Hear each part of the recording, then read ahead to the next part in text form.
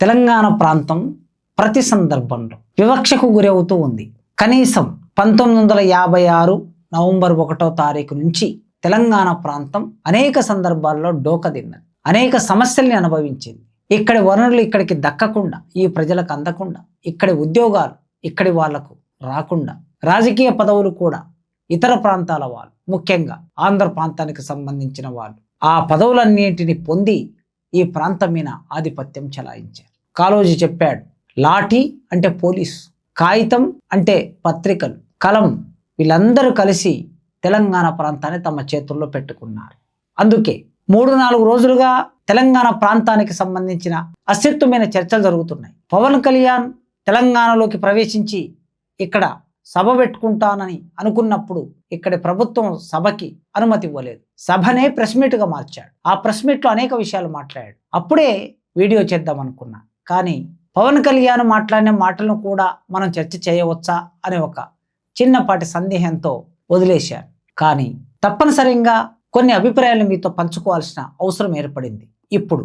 ఎందుకు అంటే, ఇడుపు కాగితం అనే ఒక సినిమా వచ్చింది అంటే ఇంకా షూటింగ్ ప్రారంభమైంది, ఇంకా సినిమా రిలీజ్ కాలేదు. సినిమా రిలీజ్ అయితే ఎలా ఉంటుందో తెలియదు. రిలీజ్ కాకముందే ఒక చిన్న ఆ సినిమాకు సంబంధించిన ఫోటోని విడుదల చేస్తే దాని కింద కామెంట్స్ మొదలయ్యాయి. ఇది రెండో అంశం.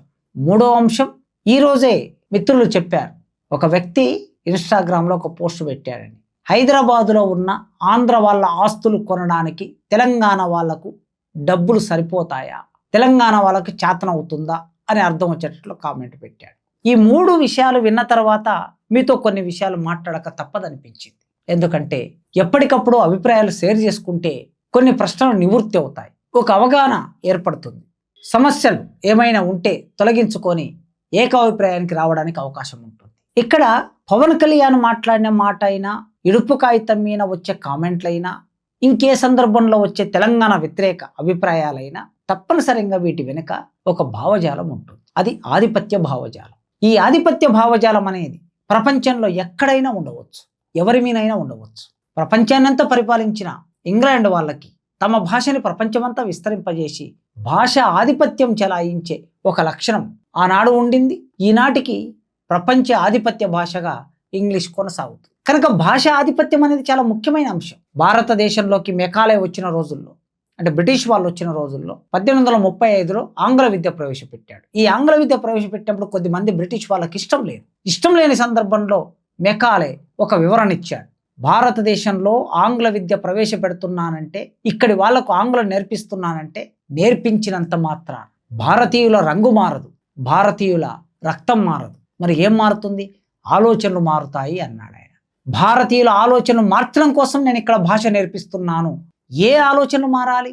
ఆలోచన ఎందుకు మారాలంటే, బ్రిటిష్ వాళ్ళు తయారు చేసిన వస్తువులను తీసుకొచ్చి భారతదేశంలో అమ్మడానికి ఒక పెద్ద మార్కెట్ కనుక, ఈ మార్కెట్లో వస్తువులు కొనుగోలు చేసే ఆలోచన మారాలి. యంత్రం మీద పరిశ్రమలో తయారు చేసిన వస్తువులని కొనుక్కునే ఆలోచన రావాలి. వచ్చినప్పుడే బ్రిటిష్ వాళ్ళు తయారు చేసిన వస్తువుని మన భారతీయులు కొనగలుగుతారు. సిగరెట్ తయారు చేస్తాడు, మనం సిగరెట్ కొని తాగినప్పుడే వాడికి లాభం వస్తుంది. కాఫీ తయారు చేశాడు, టీ పౌడర్ తయారు చేశాడు, మనం వాటిని కొనుక్కొని తాగినప్పుడే వాడికి లాభాలు వస్తాయి. వైన్ తయారు చేశాడు, వాడు తయారు చేస్తే మనం వాటిని కొనుక్కొని తాగినప్పుడే వాడికి లాభాలు వస్తాయి. కనుక లాభాలు రావడం కోసం మనం వస్తువును కొనడానికి, మన ఆలోచనను మార్చడానికి భాషను అలవాటు చేశాడు, వస్తువును అలవాటు చేశాడు, సంస్కృతిని అలవాటు చేశాడు. కనుక భాష ఆధిపత్యం చాలా ప్రమాదకరమైనది. తెలంగాణ ఇవాల్టి సందర్భంలోకి వస్తే, పవన్ కళ్యాణ్ తెలంగాణలోకి ప్రవేశించి ఒక రకంగా తెలంగాణ మీద దండయాత్ర చేసినంత పని చేశాడు. ఆయన పార్టీ పెట్టుకోవచ్చు, ఆయన మాట్లాడుకోవచ్చు, ఎన్నికల్లో పాల్గొనవచ్చు, ఎవరొద్దన్నారు. కానీ తెలంగాణలో పార్టీ పెడతా, ఎన్నికల్లో పోటీ చేస్తా, ఇది నీ అయ్య జాగీరా అని ప్రకటించాడు. ఏదైనా ఎవరయ్య జాగీరండి? కాశ్మీర్ ఎవరి జాగీర్? ఢిల్లీ ఎవరి జాగీర్? లక్నో ఎవరి జాగీర్? రాజమండ్రి ఎవరి జాగీర్? బెజవాడ ఎవరి జాగీర్? హైదరాబాద్ ఎవరి జాగీర్? ఈ దేశ ప్రజలది, ఈ రాష్ట్ర ప్రజలది. ఏ రాష్ట్రంలో ఉన్నవారైనా అక్కడి స్టేక్ హోల్డర్స్ ఉంటారు కొందరు, వారికి సంపూర్ణమైన అధికారం ఉంటుంది. బయటి నుంచి బతకడానికి వచ్చిన ఎవరైనా వారికి ఎలాంటి హక్కులు, జన్మత అనే ఒక మాట అంటాం మనం, జన్మత అనే హక్కులు ఆ ప్రాంతం మీద ఉండవు. మన ఊరు మీద మనకెంత హక్కు ఉంటుందో పరాయి ఊరు మీద సహజమైన న్యాయసూత్రం ప్రకారం హక్కు ఉండదు. కానీ పవన్ కళ్యాణ్ అలా మాట్లాడాడు. పవన్ కళ్యాణ్ హైదరాబాద్లో పుట్టాడా? హైదరాబాద్కు పవన్ కళ్యాణ్కి ఏమిటి సంబంధం? సినిమా తీసి ఆ సినిమాని ఆడించుకొని వందల కోట్ల రూపాయలు సంపాదించుకోవటమే పవన్ కళ్యాణ్కి తెలంగాణకున్న సంబంధం. అంతకు మించి పవన్ కళ్యాణ్కి తెలంగాణ నేల మీద, తెలంగాణ గాలి మీద, తెలంగాణ మట్టి మీద ఎలాంటి మమకారం లేదు, ఎలాంటి తాదాత్మ్యం లేదు. కానీ మాట్లాడాడు కదా. పవన్ కళ్యాణ్ మాట్లాడిన దానికి కారణాలు ఏమిటి? ఇడుపు కాగితం సందర్భంలో ఏం మాట్లాడారు? కాగితం పర్షియన్ పదం, అది హైదరాబాద్ భాషలో, తెలంగాణ భాషలో పర్షియన్ పదాలు, ఉర్దూ పదాలు, అరబ్బీ పదాలు, ఆంగ్ల పదాలు, తమిళ పదాలు, కన్నడ పదాలు, పోర్చుగీస్ పదాలు, అనేక భాషా పదాలు ఇక్కడ చేరాయి. ఒక్క తెలంగాణ భాషనే కాదు, ప్రపంచంలో మీరు ఏ భాషలోకి వెళ్ళి చూసినా ఆ భాషలో అనేక పదాలు ఉంటాయి. ఆంధ్ర భాష అని చెప్పబడుతున్న భాషలో ఆంగ్లం ఎంత ఉంటుందో మనకి ఒక 10 వాక్యాలని విడమర్చి చెబితే అర్థమవుతుంది. అట్లా ప్రతి భాషలో ఇతర భాష పదాలు ఉంటాయి. తెలంగాణ భాషలో ఉర్దూ పదాలు, పర్షియన్ పదాలు విపరీతంగా చేరాయి. ఎందుకంటే ఈ తెలంగాణ ప్రాంతాన్ని కనీసం 700 సంవత్సరాలకు పైగా ఈ ప్రాంతాన్ని పరిపాలించారు ముస్లింలు. అందుకే ఇక్కడి జీవితంలో భాగమయ్యారు. కనుక వాళ్ళ భాష కూడా ఈ ప్రాంతంలోకి వచ్చింది. ఇడుపు కాగితం, కాగితం అంటే పేపర్ అనే, ఇడుపు అంటే విడాకులని. పెళ్ళైన జంట విడాకులు తీసుకోవడానికి కోర్టులోకి వెళ్ళే అవకాశం లేనినాడు, న్యాయస్థానంలో గుమ్మం తొక్కలేనాడు, తొక్కే స్తోమత లేనప్పుడు ఏం చేస్తారు? అభిప్రాయ భేదాలు వచ్చినప్పుడు పెద్ద మనుషుల ముందు కూర్చొని ఒక కాగితం రాసుకుంటారు. దాన్నే ఇడుపు కాగితం అంటారు. ఇంత చిన్న విషయాన్ని ఇంత చర్చనీయాంశం చేయవలసిన అవసరం ఉందా? ఏం చర్చ చేశారు చూడండి. ఆ సినిమాకు తెలుగులో డబ్బింగ్ ఉంటుందా అని ఒకరు రాస్తారు, తెలుగు భాషలోనే డబ్ చేస్తారా అని మరొకరు రాస్తారు, తెలంగాణ భాషలోనే చూడాలా అని ఇంకొకరు రాస్తారు, కనీసం మాకు అర్థం కావడానికి సబ్ టైటిల్స్ అయినా పెడతారా అని ఇంకొకరు రాస్తారు. ఒక ప్రశ్న వేస్తున్నా. 1940ల కాలంలో మొదలైన తెలుగు సినిమా అనడానికి లేదు, ఇది ఆంధ్ర సినిమా, తమిళ సినిమా. వీటిని అర్థం చేసుకోలేదా తెలంగాణ ప్రజలు? ఎన్టీ రామారావును సినిమా చూడలేదా? ఎన్టీ రామారావును ప్రేమించలేదా? ఎన్టీ రామారావు అభిమానులుగా మారలేదా? నాగేశ్వరరావు, కృష్ణ, చిరంజీవి, ఇలా ఇంతమంది హీరోల సినిమాలని 80 సంవత్సరాలుగా తెలంగాణ సమాజం చూసింది. 80 సంవత్సరాలుగా తెలంగాణ సమాజం తన డబ్బులని ఈ హీరోలందరూ సూపర్ స్టార్లు కావడానికి, నట సామ్రాట్లు కావడానికి, మెగాస్టార్లు కావడానికి రకరకాల సందర్భాల్లో వారికి వచ్చిన సంపద, వారికి వచ్చిన బిరుదులు, వారికి వచ్చిన పేరు, తెలంగాణ సమాజపు పాత్ర కూడా ఉన్నది, తెలంగాణ ప్రజల డబ్బు కూడా ఉన్నది. ఎన్నడైనా ఇది నాకు అర్థం కావటం లేదని అన్నారా? అర్థమయ్యేటట్లు చూశారు, అర్థం చేసుకోవడానికి ప్రయత్నం చేశారు. మొన్నటికి మొన్న పుష్ప సినిమా వచ్చింది 2 పార్ట్లుగా. నాకైతే పుష్ప సినిమా 60% అర్థం కాలేదు. సినిమా అంటే భాష అర్థం కాలేదు. ఎందుకు? చిత్తూరు జిల్లాకు సంబంధించిన ఒక ప్రత్యేకమైన ఇడియం ఉంటుంది, అందులో ఒక ప్రత్యేకమైన నిర్మాణం ఉంటుంది, వ్యక్తీకరణ ఉంటుంది. ఆ వ్యక్తీకరణ అక్కడి ప్రజల యొక్క సొంతం. దాన్ని ఎవడు హవాలన చేయడానికి ఎవరికి హక్కు లేదు, నాకు కూడా హక్కు లేదు. నా మహబూబ్ నగర్ ప్రాంతానికి నాకు ఒక ప్రత్యేకమైన అస్తిత్వం ఉంటుంది, ప్రత్యేకమైన భాష ఉంటుంది. దాన్ని ఎవడు అవహేళన చేయడానికి వీలు. ఆ మధ్య పలాస సినిమా వచ్చింది, శ్రీకాకుళం యాసలో వచ్చింది, చాలా అద్భుతమైన సినిమా. ఆ సినిమా చూడలేదా? కేవలం ఈ 2 సినిమాలు ఈ సందర్భంలో మీకు ప్రస్తావించాను. ఇట్లా కొన్ని వందల సినిమాలు శ్రీకాకుళం యాసలో వచ్చాయి, విజయనగరం యాసలో వచ్చాయి, విశాఖపట్నం యాసలో వచ్చాయి, గుంటూరు యాసలో వచ్చాయి, పలనాడు యాసలో వచ్చాయి, రాయలసీమ యాసలో వచ్చాయి. ఇన్ని సినిమాలన్నిటినీ తెలంగాణ సమాజం కూడా చూసింది, ఆస్వాదించింది, మెచ్చుకున్నది కదా. ఇంత అవహేళన ఎందుకు అంటే కొన్ని కారణాలు ఉన్నాయి. పవన్ కళ్యాణ్ అయినా, ఇడుపు కాగితం సినిమా సందర్భంలో వచ్చే కామెంట్స్కైనా ఒక భూమిక ఉన్నది, ఒక సామాజిక నిర్మాణం ఉన్నది. ఆ భూమిక ఏమిటంటే, తమిళనాడులో ఎన్నికలు జరిగాయి. విజయ్ అనే ఒక హీరో ఎన్నికల్లో పోటీ చేసి ఒక మంచి మెజార్టీతో గెలిచాడు. అధికారానికి దగ్గరగా కావలసిన స్థానాలు వచ్చాయి. కొన్ని స్థానాలు ఇతరుల సహాయంతో ప్రభుత్వాన్ని ఏర్పాటు చేశాడు. అతి తక్కువ కాలంలో తమిళనాడు లాంటి పెద్ద రాష్ట్రంలో విజయ్ అధికారంలోకి వచ్చిన వెంటనే పవన్ కళ్యాణ్ అనే ఒక వ్యక్తి, పాపులర్ సినిమా హీరో, డిఫెన్స్లోకి వెళ్ళిపోయాడు. దాదాపు ఆయన జనసేన పార్టీ పెట్టి కనీసం 10 సంవత్సరాలు కావస్తుంది కదా. వాళ్ళ నా అన్న చిరంజీవి గారు ప్రజారాజ్యం పార్టీ పెట్టి ఒక ప్రయోగం చేశారు కదా. చిరంజీవి గారు ప్రయోగం చేసినా, పవన్ కళ్యాణ్ ప్రయోగం చేసినా సీఎంలు కాలేకపోయారు. కానీ విజయ్ సీఎం అయ్యాడు. ఒక సినిమా హీరో విజయ్ అవతల రాష్ట్రంలో సీఎం కాగానే ఇక్కడ ఉన్నటువంటి పవన్ కళ్యాణ్కి ఒక రకంగా తల దించుకున్నంత పని అయింది. ఈ తల దించుకున్నంత పని నుంచి బయటపడడం కోసం, ఈ డిఫెన్స్ నుంచి అఫెన్స్లోకి రావడానికి సైకాలజికల్ ప్రకారం ఇతరుల మీద దాడి చేసి అవాకులు చెవాకులు. ఈ నేపథ్యంలో మనం చూస్తే తెలంగాణ సమాజం మీద దాడి చేయడానికి పవన్ కళ్యాణ్ ప్రవేశించాడు. ఇది మొదటి కారణం. ఇక రెండో కారణం, భాష ఆధిపత్యం అనేది ప్రతి సందర్భంలో ప్రదర్శిస్తున్నారు. వరంగల్ జిల్లాలో పుట్టిన పోతన ఆయనని, పాలకుర్తిలో పుట్టిన పోతనని ఒంటిమిట్టకు తీసుకెళ్లి మావాడు అని సొంతం చేసుకోవడానికి ప్రయత్నం చేశారు. అది నడవలేదు, సాధ్యం కాలేదు. ఆనాటి నుంచి ఈనాటి వరకు సందర్భం వచ్చినప్పుడల్లా తెలంగాణ వాళ్ళకి తెలుగు రాదు, తెలంగాణ వాళ్ళకి ఇంగ్లీష్ రాదు, తెలంగాణ వాళ్ళకి భాష రాదు, తెలంగాణ వాళ్ళకి తినడం రాదు, తెలంగాణ వాళ్ళకి అన్నం వండుకోవడం రాదు, తెలంగాణ వాళ్ళకి బియ్యం పండించుకోవడం రాదు, తెలంగాణ వాళ్ళు అసలుకు మనుషులే కాదు. తెలంగాణ ప్రజల పట్ల చిన్న చూపు. ఈ చిన్న చూపు చూస్తున్న వాళ్ళు ఎవ్వరు కూడా ఆంధ్ర ప్రాంతంలో, రాయలసీమ ప్రాంతంలో, ఉత్తరాంధ్ర ప్రాంతంలో ఉన్న సామాన్య ప్రజలు కాదు, పేద ప్రజలు కాదు. ఆధిపత్య భావజాలం కలిగి ఉన్నటువంటి కొందరు మాత్రమే, ఒక 5%, 10%. కనుక ఆంధ్ర ప్రాంతంలో ఉండే పేద ప్రజలకి, ప్రజాస్వామికవాదులకి, తెలంగాణ ప్రాంతంలో పేద ప్రజలకి, ప్రజాస్వామికవాదులకి అవినాభావ సంబంధం ఉన్నది. ఇచ్చిపుచ్చుకునే తత్వం ఉన్నది. ఒకరి బాధల్లో మరొకరు కలబోసుకొని సంఘీభావం చెప్పే ఒక లెగసీ ఉన్నది ఈ నేల మీద. కానీ కొందరు ఉద్దేశపూర్వకంగా ఆధిపత్య భావజాలం కలిగి ఉండి మాటి మాటికి రెచ్చగొట్టడం అనేది రెండో కారణంగా చూస్తాం. ఇక బీజేపీ పార్టీ ఒక ఎత్తుగడతో ఉన్నది. దాదాపు ఉత్తర భారతదేశంలో అన్ని రాష్ట్రాల్లో అధికారంలోకి వచ్చింది. జయించలేమనుకున్న పశ్చిమ బెంగాల్ రాష్ట్రాన్ని కూడా మమతా బెనర్జీని ఓడించి పశ్చిమ బెంగాల్లో కూడా అధికారంలోకి వచ్చారు. ఇక ఇప్పుడు మిగిలిందల్లా వాళ్ళకి దక్షిణ భారతదేశం. దక్షిణ భారతదేశంలో తమిళనాడులో సాధ్యం కాదు. తెలంగాణ, ఆంధ్రప్రదేశ్ ఈ 2 రాష్ట్రాల్లో తమకు అనుకూలమైన వాతావరణాన్ని అభివృద్ధి చేసుకోవడానికి, అలా అభివృద్ధి కావడానికి, ఆ వాతావరణాన్ని ఏర్పాటు చేయడానికి కొందరు సాధనాలు కావాలి. అలాంటి ఒకానొక సాధనం పవన్ కళ్యాణ్ అనే ఒక హీరో. ఆయన 2 నిమిషాల ముందు ఎలా మాట్లాడతాడో 3వ నిమిషంలో అలా మాట్లాడలేడు. సినిమాలో ఎట్లయితే భిన్నమైనటువంటి వ్యక్తీకరణలు ఉంటాయో పబ్లిక్ లైఫ్లో కూడా ఆయన సినిమా హీరో లాగానే భావిస్తూ ఉంటాడు. ఇది ఒక టిపికల్ పర్సనాలిటీ అనమాట. ఈ టిపికల్ పర్సనాలిటీలో ఆయన 2 నిమిషాలు ప్రశాంతంగా మాట్లాడతాడు, 3వ నిమిషం వచ్చేసరికి ఏం మాట్లాడతాడో ఆయనకే తెలియదు.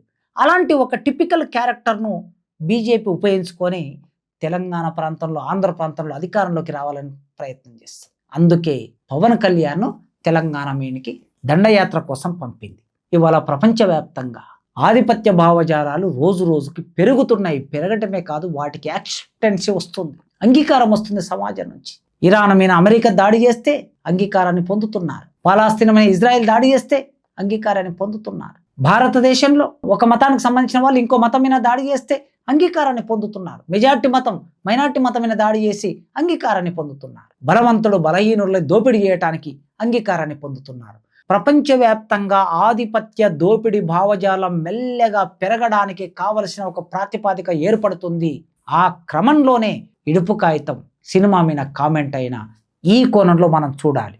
ప్రజల సమస్యలు, అనేక సమస్యలు ఉన్నాయి కదా. నిరుద్యోగం ఉన్నది, రైతులు ఆత్మహత్య చేసుకుంటున్నారు, వర్షాలు సరిగ్గా రాలేదు, ఇంకా పంటలు వేయలేదు, రైతులకి సబ్సిడీ అందట్లేదు, పెన్షన్లు సరిగ్గా అందట్లేదు.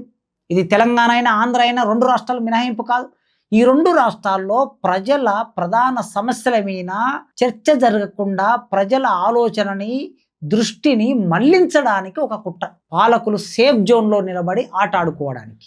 ఆంధ్రప్రదేశ్ ముఖ్యమంత్రి అయినా, తెలంగాణ ముఖ్యమంత్రి అయినా, భారతదేశ ప్రధానమంత్రి అయినా సేఫ్ జోన్లో ఉండాలి. యుద్ధం జరుగుతూ ఉంటే అక్కడ నుంచి పెట్రోల్ దిగుమతి లేదు, ఆయిల్ దిగుమతి లేదు, పెట్రోల్ ధరలు పెరిగినాయి, ఆయిల్ ధరలు పెరిగినాయి. వాటి ఎఫెక్ట్ వలన కూరగాయల ధరలు పెరిగినాయి, నిత్యావసర ధరలు పెరిగినాయి. వీటి గురించి పవన్ కళ్యాణ్ మాట్లాడా? ఇడుపు కాగితం మీద కామెంట్ పెట్టినప్పుడు వీటి గురించి మాట్లాడా?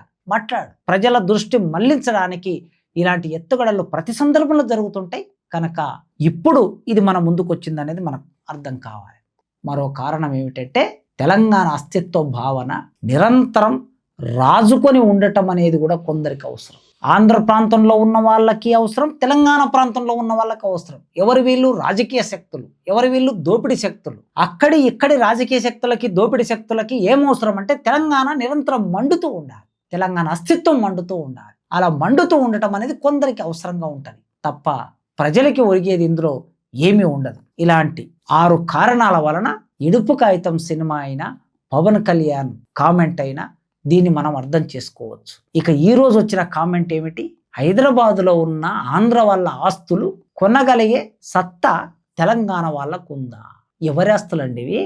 హైదరాబాద్లో ఉన్న రంగురంగుల భవనాలు, 20-30 అంతస్తుల భవనాలు ఎవరి సంపద ఇది? తెలంగాణ రక్త మాంసాలు అవి. 1000 ఎకరాల భూములు ఆక్రమించుకొని పెద్ద పెద్ద విహారయాత్రలు కట్టుకున్న వాళ్ళైనా, సినిమా ఇండస్ట్రీ పేరు మీద ఆక్రమించుకున్న భూములైనా, ఏర్పాటు చేసుకున్న పరిశ్రమలైనా, సినిమా థియేటర్లైనా, స్టూడియోస్ అయినా, ఇవన్నీ తెలంగాణ ప్రజల సంపద, తెలంగాణ ప్రజల భూమి. బతుకు తెరువు కోసం హైదరాబాద్కు వచ్చి హైదరాబాద్ ప్రజలని మోసం చేసి పెద్ద మనసుల ఒప్పందాన్ని ధిక్కరించి తెలంగాణని కలుపుకొని ఇక్కడి సంపదతో ఆస్తులు పెంపొందించుకున్న వాళ్ళు వెళ్ళాలనుకుంటే ఇక్కడి ఆస్తులు ఇక్కడ వదిలిపెట్టి ఉట్టి చేతులతో వెళ్ళాలి. పెట్ట బేడ సర్దుకొని కట్టుబట్టలతో వెళ్ళాలి. కానీ అలా వెళ్ళాలని తెలంగాణ సమాజం ఎన్నడూ కోరుకోదు. అంత పెద్ద ఉద్యమం దాదాపు 5 సంవత్సరాలు మలిదశ తెలంగాణ ఉద్యమం, లేదా 1996 నుంచి మొదలు పెడితే 2014 వరకు ఎక్కడ ఎన్నడూ ఒక్క ఆంధ్ర వ్యక్తినైనా బాధ పెట్టారా? ఆంధ్ర వ్యక్తినైనా ఇక్కడి నుంచి వెళ్ళగొట్టారా? అందరి ఆస్తులు ఇక్కడే ఉన్నాయి. గోరటి వెంకన్న రాశాడు కదా, రావచ్చు పోవచ్చు రొయ్యలు అమ్ముకోవచ్చు. ఇప్పుడు రొయ్యలు అమ్ముకుంటున్నాగా తెలంగాణ రాష్ట్రం ఏర్పడిన తర్వాత. నీ ఇడ్డి బండి అడ్డజాగా నీవే నిలుపుకోవచ్చు.